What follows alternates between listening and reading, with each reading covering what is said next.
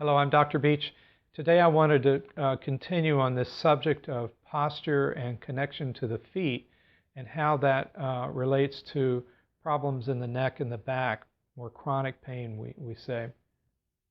So first I want to show a video which I showed in another tape of the actual structure of the foot and how that structure can go out of alignment. So first let's take a look at that.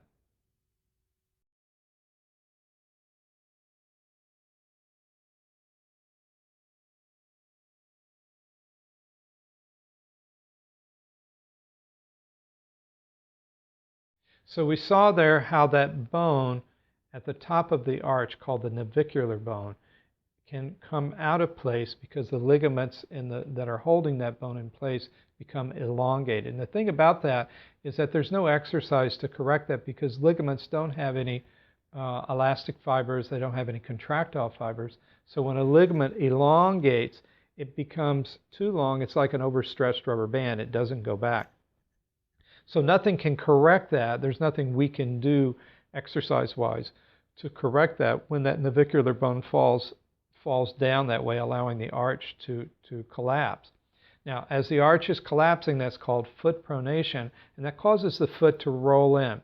Now, we talked about in another video how when both feet are doing that, it causes the weight bearing to go forward and then creates sway back and forward head tilt. But in this video, I want to show you from another perspective, looking at the body from the back or in the front, either way, and what it does to our body in that position. So let's take a look at this video and it'll illustrate this point.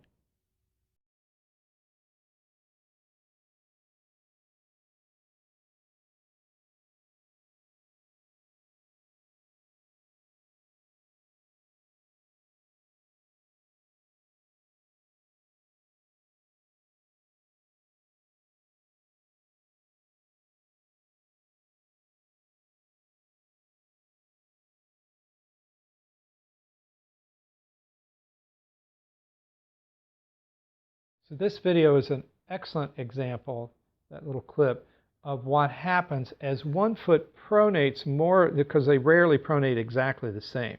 One usually will pronate more than the other. So as the foot pronates that way, it creates, in effect, a short leg syndrome. Even though the legs may be, if you actually could measure the leg, they may actually be the same length, but because the foot is pronating, it's allowing one leg to drop down more than the other, and then allowing the pelvis to tilt. And once the pelvis tilts, now we're out of center of gravity. And the brain says, no, no, no, we can't do that. Just like the forward head tilt and the sway back were compensations for foot pronation. When the body feels that we're going sideways, it'll then curve the spine and bring the head back over the center of gravity, as was illustrated in the video.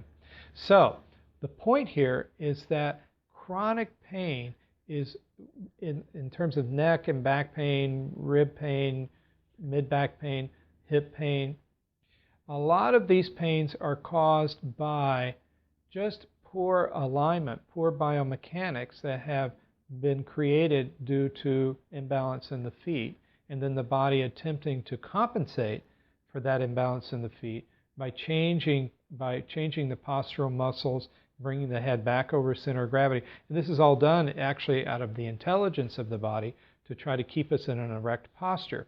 And therefore, we're able to continue to function as a human being, which means that we have to be erect. But on the other hand, it's sacrificing the function of of certain areas of the body in terms of making them too tight or too loose, making the spinal joints move a different way in order to compensate, and that can create irritation and cause pain.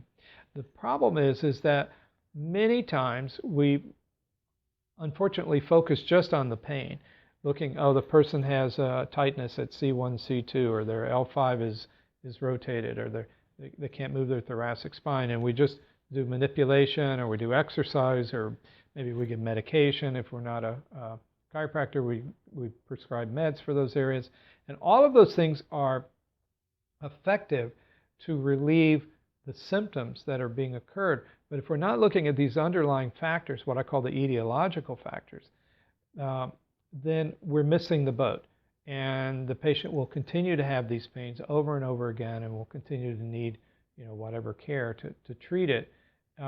And so this is a longer term approach at correcting these problems. So I hope that this helps us understand a little bit more about how chronic pain manifests as a result of biomechanical insufficiencies. Thank you.